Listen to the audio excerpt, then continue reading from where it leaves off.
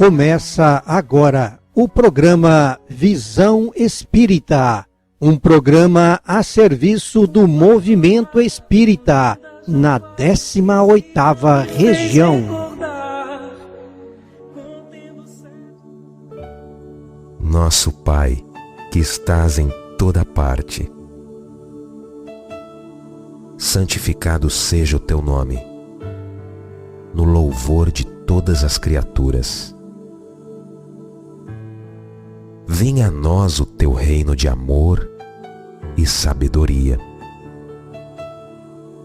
Seja feita a tua vontade acima dos nossos desejos, tanto na terra quanto nos círculos espirituais. O pão nosso do corpo, da mente, dá-nos hoje. Perdoa as nossas dívidas, ensinando-nos a perdoar nossos devedores, com esquecimento de todo o mal. Não permitas que venhamos a cair sob os golpes da tentação de nossa própria inferioridade. Livrai-nos do mal que ainda reside em nós mesmos, porque só em Ti brilha a luz eterna do reino e do poder, da glória e da paz, da justiça e do amor, para sempre. Assim seja.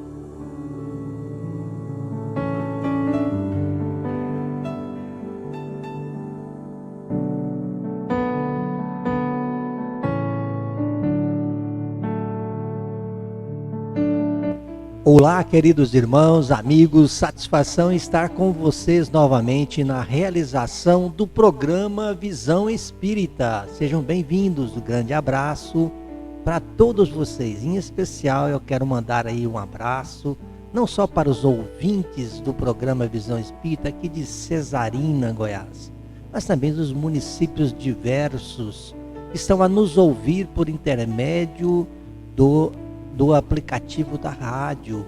Estão aí em Indiara, Edéia, Jandaia, enfim, em tantos outros municípios, Trindade também, Goiânia, que está nos ouvindo, tá? Um abração para todos vocês que estão nos prestigiando neste momento aqui no programa Visão Espírita. Como vocês sabem, é um programa que está a serviço do movimento espírita na 18ª região. E então, grande abraço, sejam bem-vindos.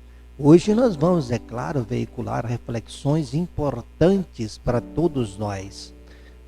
Reflexões que acalenta a nossa alma, ilumina a nossa consciência, sereniza a nossa alma, traz calma, paz, alegria, luz no nosso caminhar.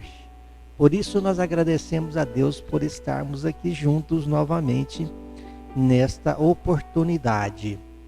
Nós lembramos, queridos irmãos, que todas as vezes aqui na Terra em que nos encontramos em uma caminhada evolutiva, sabemos que diversos momentos que passamos não passa de momentos instrutivos, educativos, especialmente os momentos difíceis, provacionais que nós enfrentamos na Terra, é sempre muito educativo, não é? Nós aprendemos também com os momentos difíceis. Nós vamos amadurecendo o nosso íntimo, a nossa alma, porque quando nós aprendemos, nós estamos aceitando, porque muitos aprendem, porém não aceitam. Muitos vivenciam as dores, mas não assimilam as lições que essas dores trazem para si mesmos, né? E nós precisamos lembrar e assimilar estas lições. E para tal nós vamos lembrar, por exemplo, o auxílio do Evangelho de Jesus para que nós tenhamos ferramentas para suportar e então sermos sensibilizados no entendimento, no fortalecimento que o próprio Evangelho traz, porque o Evangelho de Jesus, os ensinamentos da espiritualidade superior, é sempre uma ferramenta importante, indispensável para o nosso crescimento espiritual. É preciso que nós entendamos isso, para que possamos nos sensibilizar no entendimento e no uso dessas ferramentas espiritualizantes para cada um de nós. Nós vamos lembrar, por exemplo, lá em Mateus 7, 3 a 5, nós temos ele abordando um tema muito interessante. E, é claro, não só interessante, mas também muito importante para cada um de nós. Lá nós temos uma questão levantada pelo Mestre Jesus. Como é que vedes um cisco no olho do vosso irmão e não conseguis ver a trave no vosso olho? Imediatamente nós temos aí uma questão que mexe com a nossa consciência, que mexe exatamente com a nossa consciência, para que nos ilumine em nós o comportamento que talvez estejamos tendo, ilumine em nós, nos lembrando quanto ao comportamento que devemos ter. Então, nós vamos questionar, como Jesus questionou. Questionar a nossa própria consciência. Como que nós enxergamos um ciscozinho pequenino no olho do nosso irmão. Enquanto que, ao contrário, nós não nos preocupamos em enxergar nos nossos próprios olhos, no nosso próprio íntimo, no nosso próprio comportamento, aquela trave, né? No nosso olho, aquele enorme comportamento defeituoso, aquele comportamento destruidor que está em nós, manifestando-se. Mas conseguimos enxergar um pequenino comportamento de pequeno porte, uma pequena falha que seja na vida do meu irmão, do meu próximo, mas em mim não. Eu esqueço de voltar para mim os meus olhos, as minhas preocupações em me autotransformar, observando-me o que vai de errado em mim, a fim de que eu possa fazer algo para modificar-me, transformar-me, trazendo em mim e para mim melhorias, mudanças, transformações naquele ponto que eu estou errando, e deixe de lado a preocupação com o que o outro está fazendo, seja certo ou errado.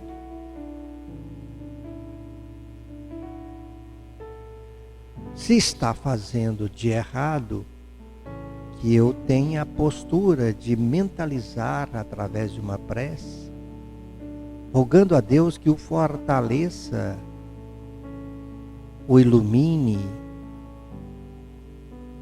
no seu despertar, no seu acordar, para que então ele possa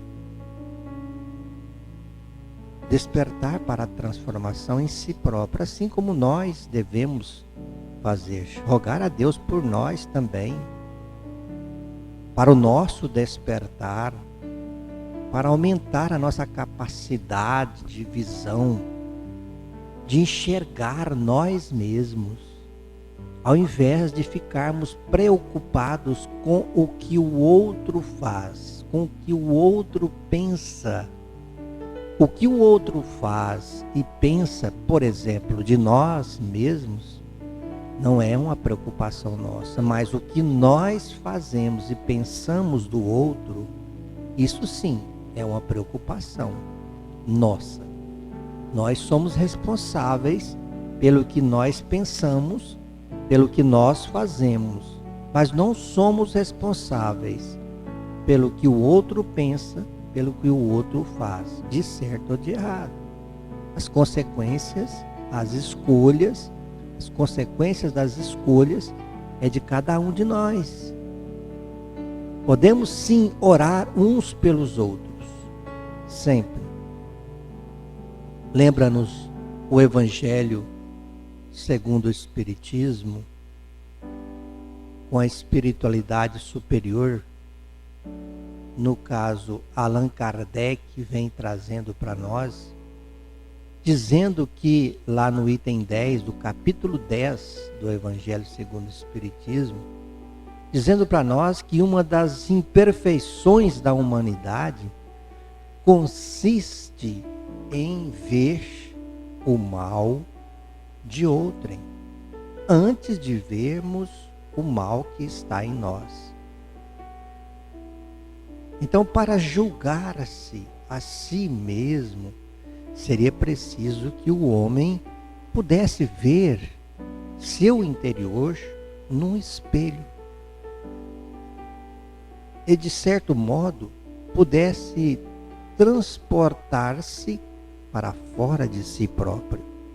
Considerar-se como outra pessoa e perguntar o seguinte: que pensaria eu se visse alguém fazer o que faço?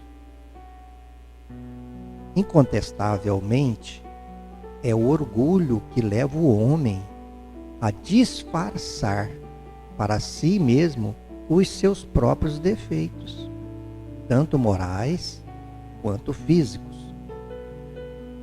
Essa imperfeição é essencialmente contrária à caridade. Porque a verdadeira caridade é modesta, simples e, mais ainda, ela é indulgente.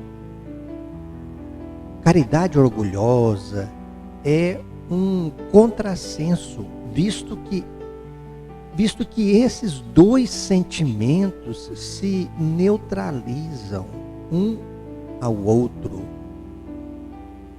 Com efeito, como poderá um homem bastante presunçoso para acreditar na importância da sua personalidade e na supremacia das suas qualidades, ter ao mesmo tempo abnegação bastante para fazer ressaltar em outrem o bem que o eclipsa, trazendo-lhe a condição necessária de poder amadurecer, crescer, mudar o seu olhar em relação ao outro, em relação à própria vida. Eis o caminho de cada um de nós. Se o orgulho é a fonte de muitos vícios, é também a negação de muitas virtudes. O orgulho, ele se encontra na base e como causa geradora de quase todas as ações humanas. Foi por isso que Jesus se empenhou tanto em combatê-lo, como principal obstáculo ao progresso. O orgulho é exatamente o principal obstáculo ao progresso espiritual de cada um de nós. Portanto, dedicarmos-nos a combater o nosso próprio orgulho, o nosso próprio egoísmo, é de suma importância nessa tarefa evolutiva que nos encontramos. É de suma importância, é indispensável que nós estejamos empenhados com muito amor, com muita dedicação nesse processo. Por quê? Porque é justamente com esse objetivo que nós nos encontramos aqui no planeta Terra. Esse é o grande objetivo nosso, evoluir, crescer espiritualmente.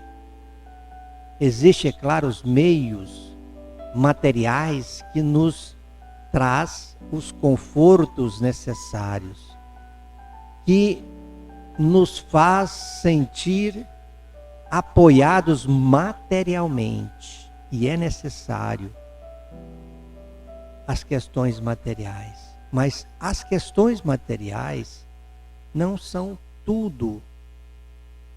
Não é o que nós vamos levar. Não vamos levar conosco o dinheiro, não vamos levar a casa, a moto, o carro, a fazenda, enfim, qualquer bem material que nós tenhamos, nem sequer o corpo físico.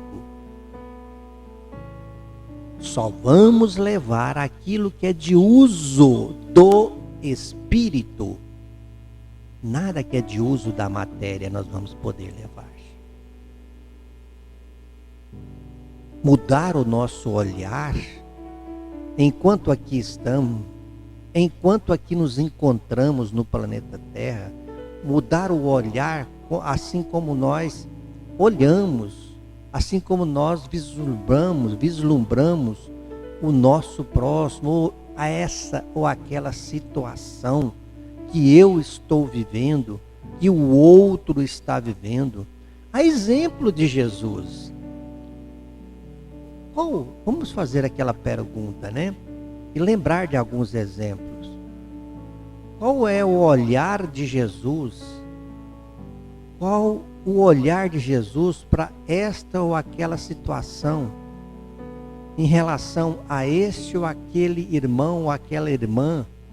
Em relação àquela escolha que esse ou aquele irmão ou eu mesmo tenha feito? O que diria Jesus em relação a essa postura que eu estou tendo? O que diria Jesus em relação a esse equívoco que eu estou cometendo? O que diria Jesus? Qual seria o olhar de Jesus em relação a esse erro que eu estou cometendo? Em relação a este vício, a esse comportamento negativo que às vezes estou tendo? Vamos recordar o olhar compassivo e amoroso de Jesus, a fim de esquecermos, olha bem, a fim de esquecermos a viciosa preocupação, aquela preocupação viciosa com o argueiro, com aquele argueiro que está lá, né? Porque vezes esse argueiro e aquele cisco aparece lá no campo visual dos nossos irmãos de luta. O Mestre Divino jamais deteve-se na faixa escura dos companheiros de caminhada humana. Jamais Jesus assim se comportou. Vejamos, por exemplo, em Bartimeu, o cego de Jericó. Não encontra lá em Bartimeu, Jesus não encontra nele o homem inutilizado pelas trevas, mas sim o amigo que poderia tornar a ver, enxergar novamente, restituindo-lhe, desse modo, a visão que passa de novo e enriquecer-lhe então a existência. Esse é um olhar de Jesus, um exemplo positivo da forma como devemos olhar e nos comportar diante deste irmão ou daquela irmã, nesta ou naquela situação provacional. E Jesus, lembramos agora, também teve um olhar compassivo em relação a Maria de Magdala.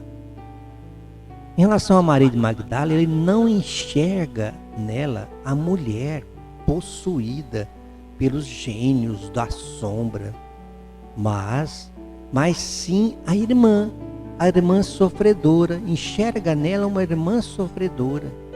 E por esse motivo, restaura-lhe a dignidade própria. E nela ele vai plasmando a beleza espiritual renovada que lhe transmitiria mais tarde a mensagem divina da ressurreição eterna. Maria de Magdala, sabemos que tinha uma vida desregrada no campo sexual, mundano. Foi ao encontro de Jesus, acolheu os conselhos de Jesus, ouviu e os praticou magnanimamente.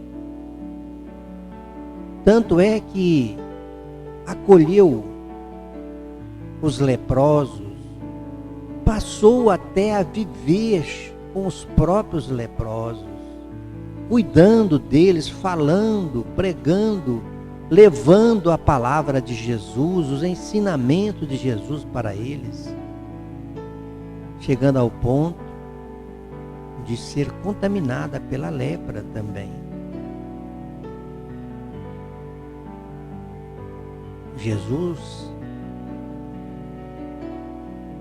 teve um olhar diferenciado, nesse caso com Maria de Magdala.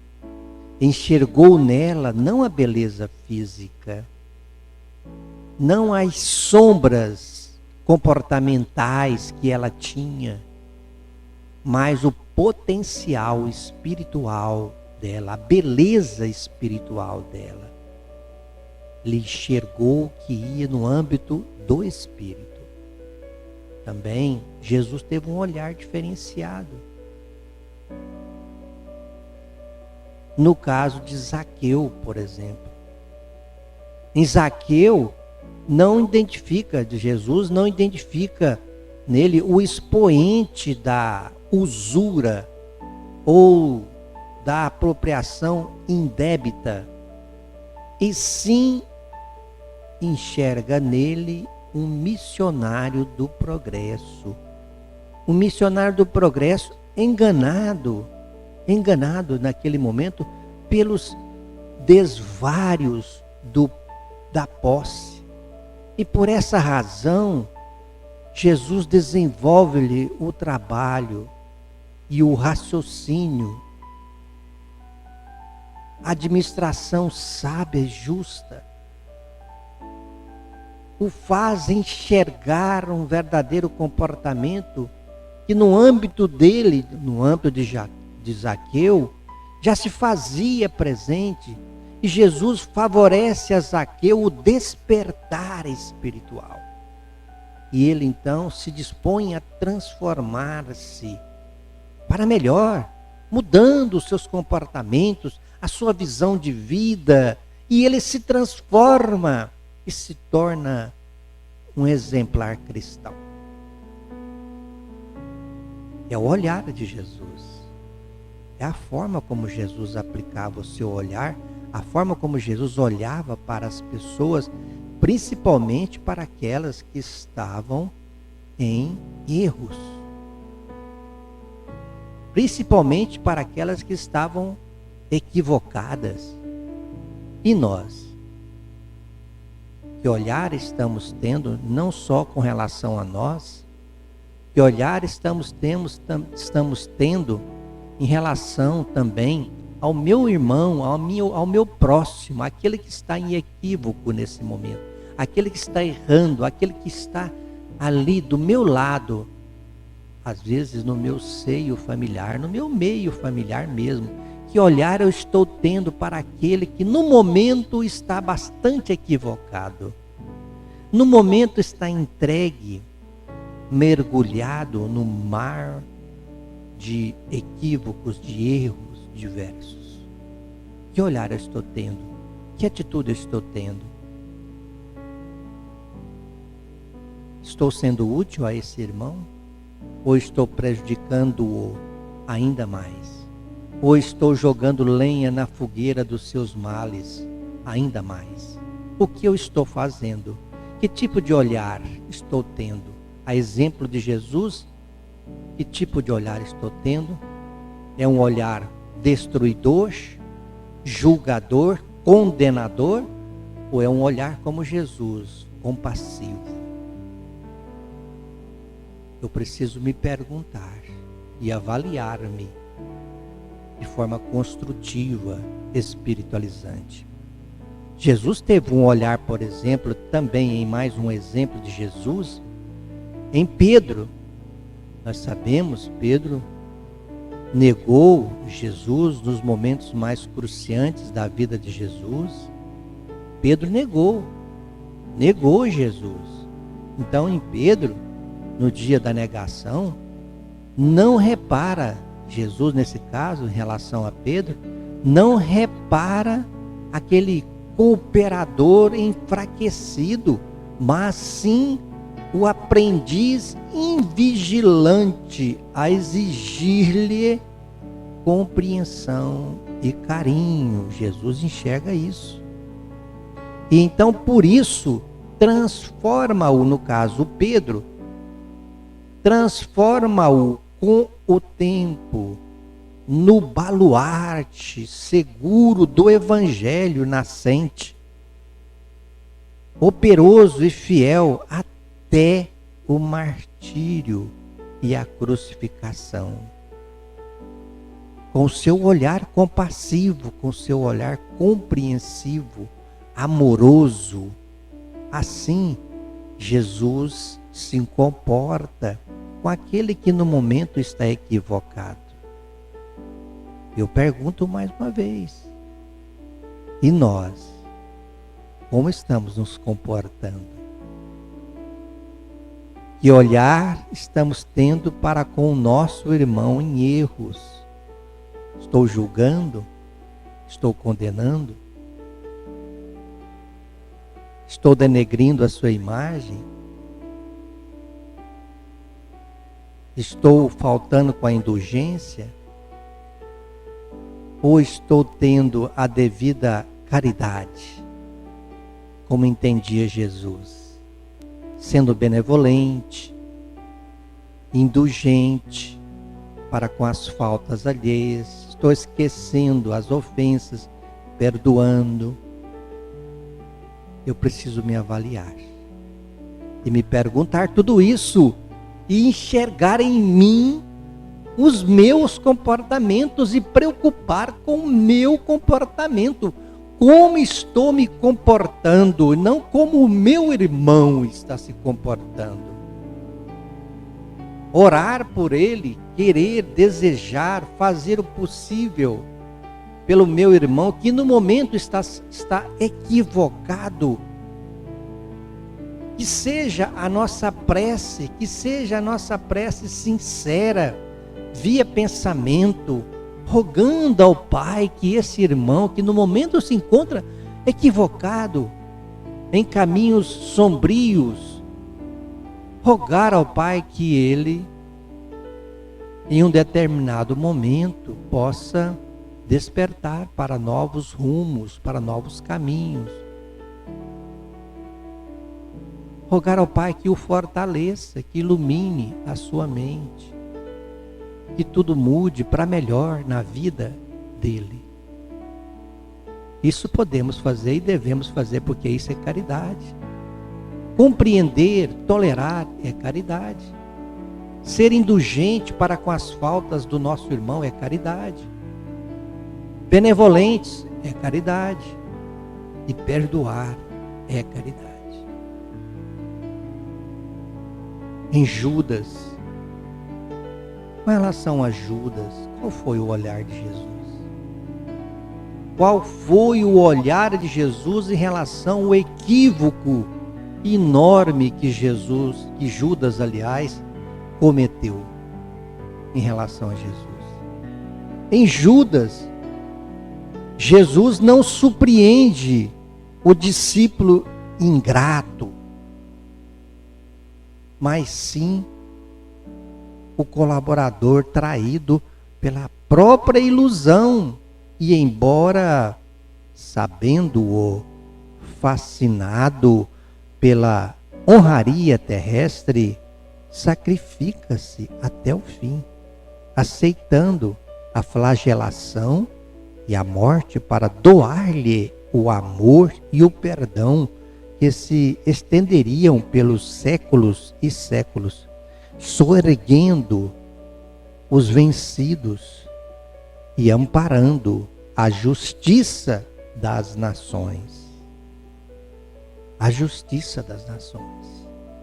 Esse também foi mais um exemplo do olhar de Jesus, o olhar compassivo, mais uma vez, funcionando em relação a Judas, ao invés do julgamento, da condenação, ao invés de apontar o dedo para ele, mostrando-lhe o seu comportamento equivocado, Jesus compreendeu que ele estava em um momento de equívoco, cego pelas ilusões da matéria, do poder, do dinheiro.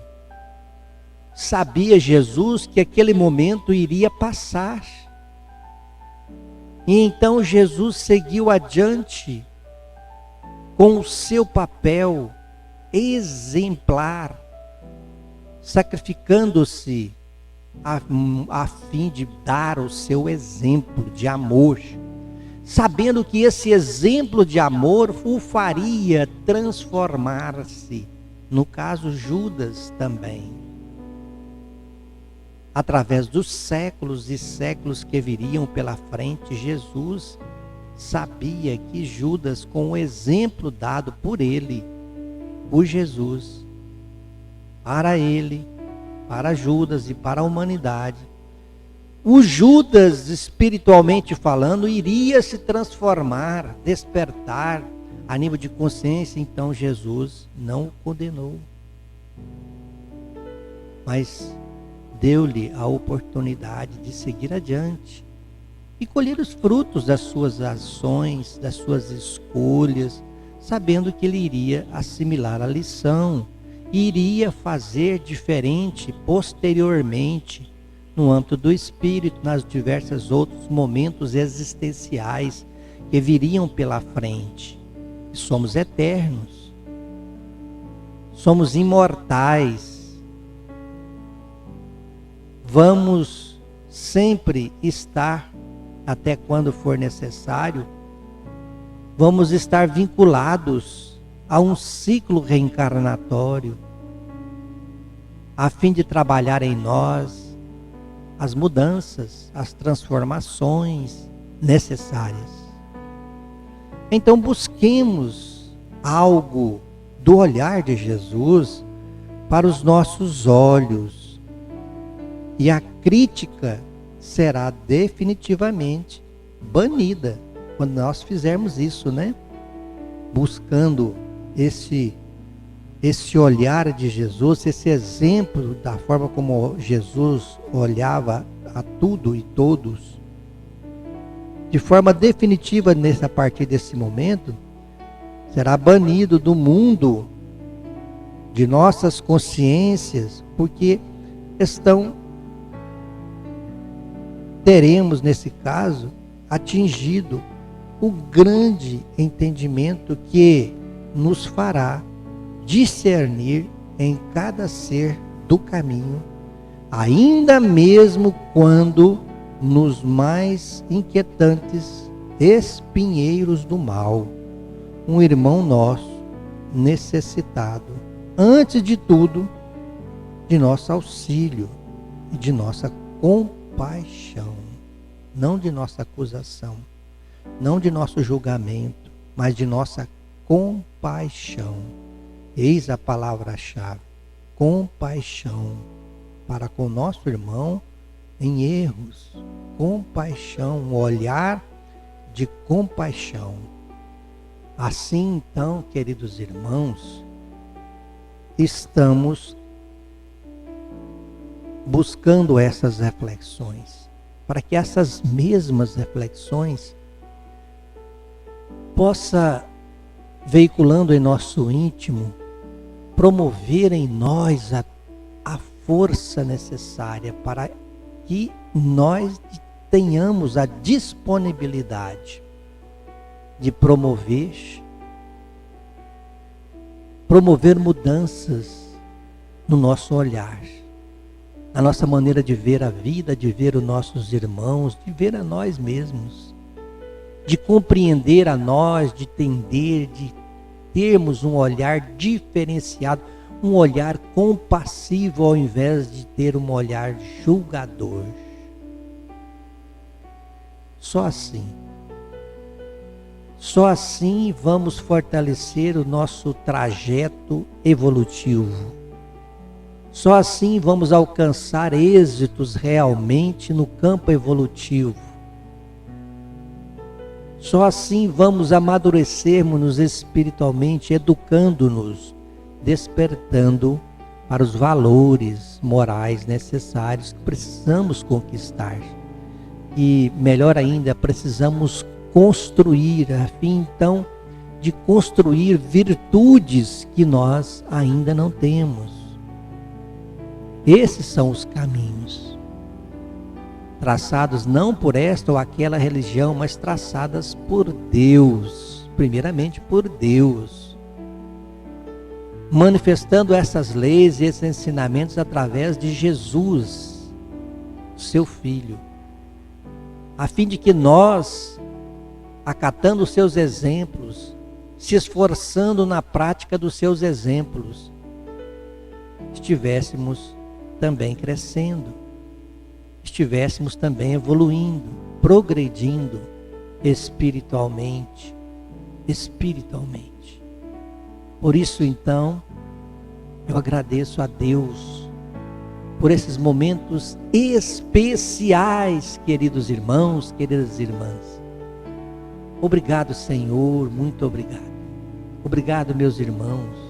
Obrigado, queridos irmãos, queridas irmãs, queridos ouvintes de todos os lugares do Brasil que nos ouve nesse instante, pela presença, pelo prestígio vibratório, nesse instante dispensado a organização e programação feita aqui na Rádio Clube FM, na realização do programa Visão Espírita. Muita paz a todos e continuemos com as nossas reflexões.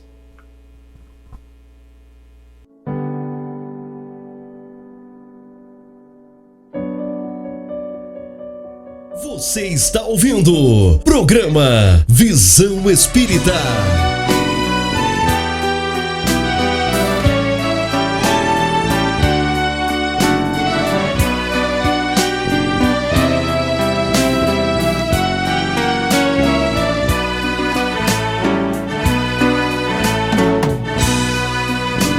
O sonho que eu tive esta noite foi um exemplo de amor. Sonhei que na praia deserta eu caminhava com nosso Senhor. Ao longo da praia deserta quis o Senhor me mostrar cenas por mim esquecidas, de tudo que eu fiz nessa vida, Ele me fez recordar.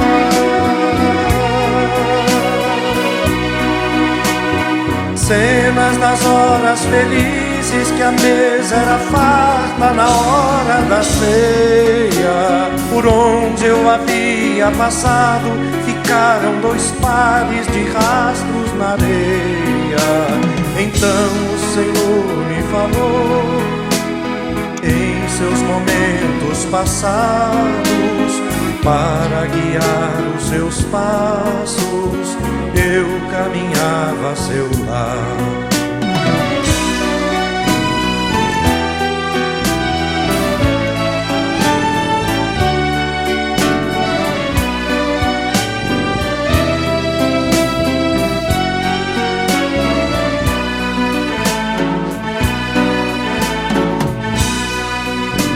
Porém, minha falta de fé tinha que aparecer quando passavam as cenas das horas mais tristes de dor do meu ser.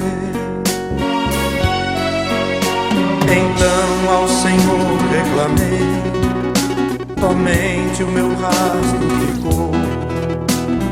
Quando eu mais precisava, quando eu sofria e chorava, o Senhor me abandonou.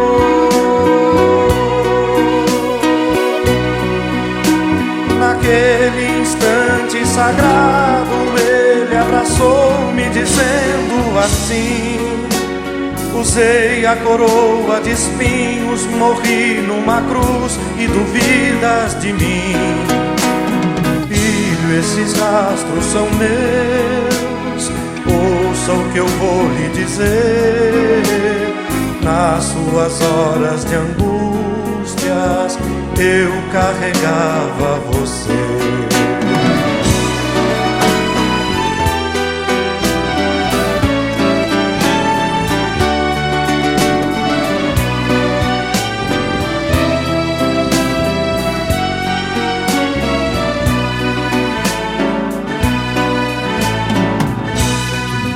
Com Emmanuel. Evangelho de Marcos, capítulo 1, versículo 38. Comentário do livro Caminho, Verdade e Vida, capítulo 38, intitulado Pregações. E ele lhes disse: vamos às aldeias vizinhas, para que eu ali também pregue, porque para isso vim. Marcos 1, versículo 38. Comenta o benfeitor.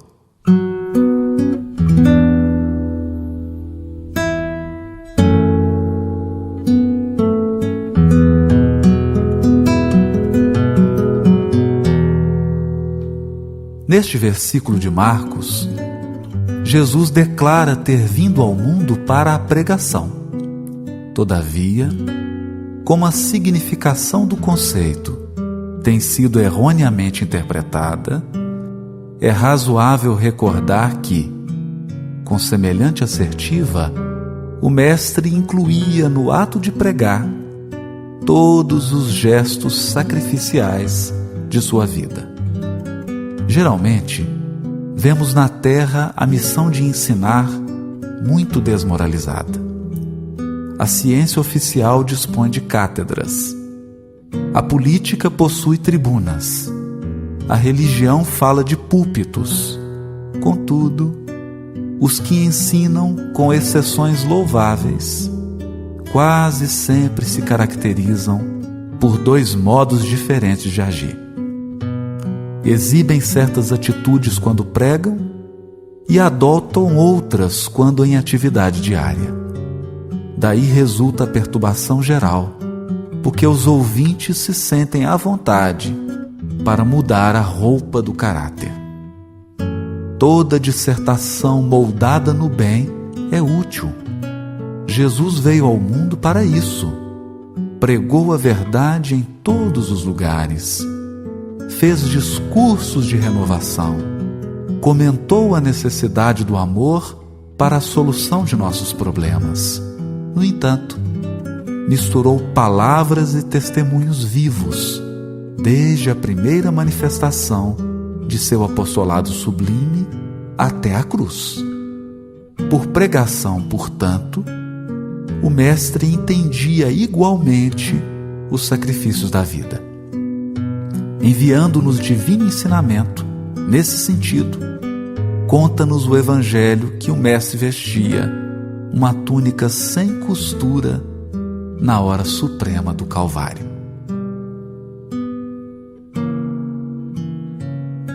O versículo comentado pelo benfeitor Emmanuel está inserido na passagem do capítulo 1 do Evangelho de Marcos, intitulada Oração e Peregrinação na Galiléia, e vale a pena ser lida. Levantando-se de madrugada, saiu e retirou-se para um lugar ermo. Ali orava. Perseguiu Simão e os que estavam com ele. O encontraram e lhe dizem: todos te procuram.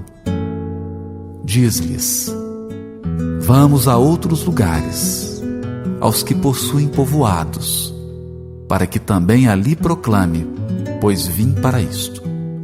Veio para as sinagogas deles, pela Galiléia inteira, proclamando e expulsando os daimons.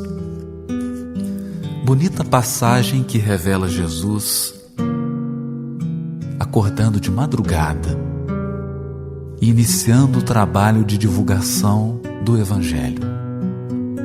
Mas aqui sutilmente nos adverte Emmanuel: a proclamação do Evangelho, a pregação do Evangelho, tal como a entendia Jesus, é uma proclamação, uma pregação integral, porque envolve os elementos sublimes da fala, o dom sublime da palavra, todavia conjuga a exemplificação, o testemunho e o sacrifício pessoal. É que o exemplo da vida, a vivência do ensino pregado, confere força às palavras, faz com que aquele que proclama seja envolvido numa luz de amor, de exemplo, capaz de arrastar todos os ouvintes,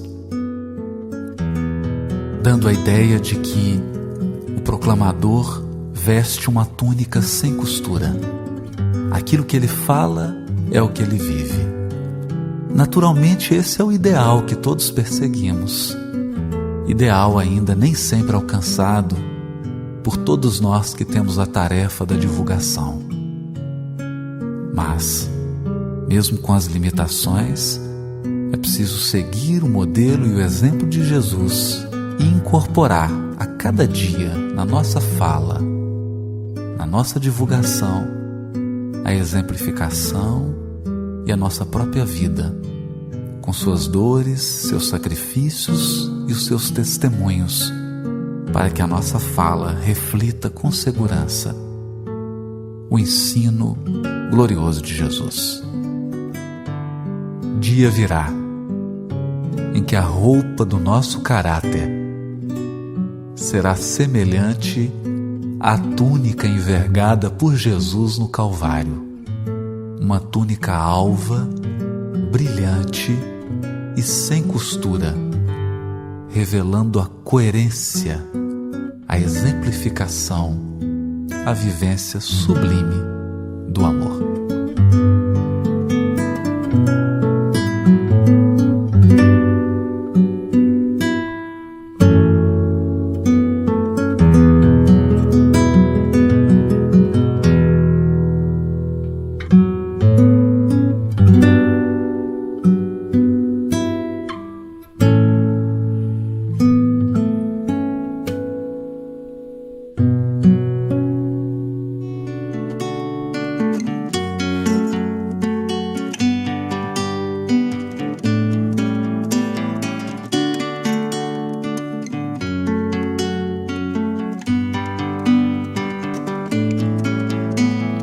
Pelos caminhos do mundo existem o mal e o bem. Ajude sempre que possa, não olhe com quem. Entre verdades e mentiras, você precisa vencer. Pague com amor toda a ira endereçada a você. Faço assim e vivo sempre a cantar.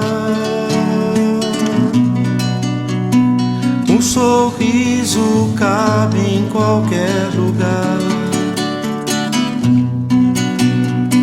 Faço assim e vivo sempre a cantar. O sorriso cabe em qualquer lugar. Ali de amor onde esteja, sorria quando puder. Que a mão esquerda não veja o que a direita fizer. Quem tem amor sempre doa e sente paz no viver. Se ofendido, perdoa e busca depressa esquecer. Faço assim e vivo sempre a cantar. Um sorriso cabe em qualquer lugar. Faço assim e vivo sempre a cantar. Um sorriso cabe em qualquer lugar. Pelos caminhos do mundo existem o mal e o bem. Ajude sempre que possa, não olhe com quem. Entre verdades e mentiras, você precisa vencer. Pague com amor toda a ira endereçada a você. Faço assim e vivo sempre a cantar.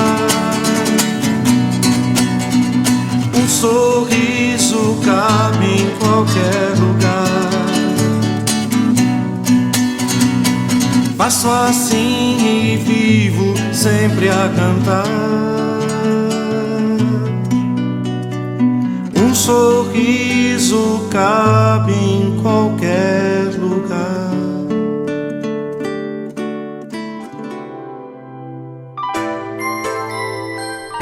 Busca da felicidade.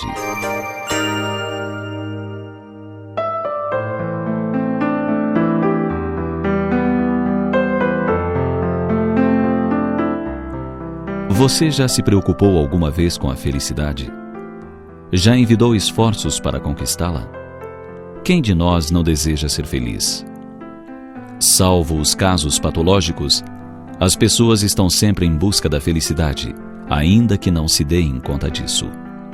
Mas afinal, o que é a felicidade? A felicidade varia de pessoa para pessoa, e em cada momento da nossa vida, ela pode assumir aspectos diferentes. Quando estamos enfermos, a recuperação da saúde seria a nossa felicidade, e envidamos todos os esforços para conquistá-la. Se estamos desempregados, o emprego se constituiria em felicidade por algum tempo. Se somos solteiros e desejamos unir-nos a alguém, nossa felicidade seria encontrar a pessoa certa para compartilhar do nosso afeto. No entanto, os que padecem fome e frio encontrariam a felicidade no agasalho e na alimentação que refaz. Já para o torcedor, a explosão de felicidade se dá quando a bola atinge o fundo da rede do time adversário. Enfim, a felicidade tem tantas faces quantos os anseios de cada criatura, variando de acordo com as circunstâncias. Certa vez, lemos uma história que nos levou a refletir em que consiste a verdadeira felicidade. Foi narrada por uma moça que se sentia momentaneamente infeliz e, andando pela rua, viu um homem puxando uma carroça. Ao observar a cena, pensou: pobre homem, fazendo o trabalho de um animal irracional. Isso é que deve ser infelicidade. Pensando em ouvir de seus lábios lamentações e queixas, aproximou-se e lhe perguntou: o senhor é muito infeliz, não é? Afinal, fazendo um trabalho desses. Confessa a ela que o homem fê-la mudar a paisagem íntima ao responder entusiasmado: não, senhora, sou uma pessoa muito feliz. Tenho saúde que nem mesmo preciso de um animal para puxar minha carroça. Tenho força, consigo o meu sustento passeando pela cidade e ainda ganho saudações de pessoas bonitas como a senhora. Não sou mais feliz só porque não vejo todas as pessoas do mundo sorrindo. Como podemos perceber, a felicidade consiste em cada um contentar-se com o que tem e fazer da sua felicidade a alegria dos outros. Quando Jesus afirmou que a felicidade não é deste mundo, referiu-se à felicidade sem mescla, à felicidade plena. Todavia, podemos viver com alegria valorizando as coisas que temos e as conquistas morais que já logramos, sem infelicitar-nos com o que não possuímos e não está ao nosso alcance.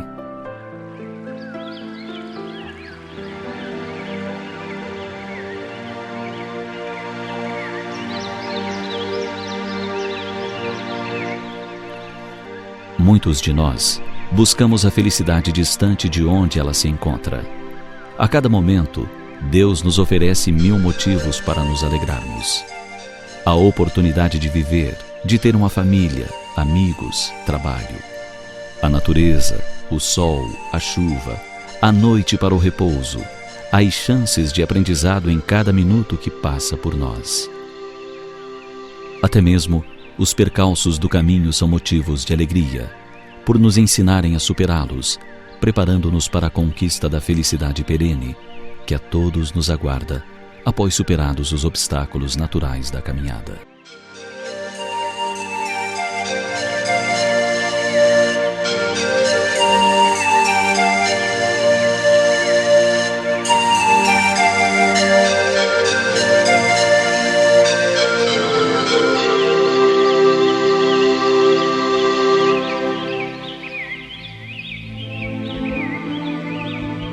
Senhor, Tu nos deste o Brasil por pátria de luz para o trabalho.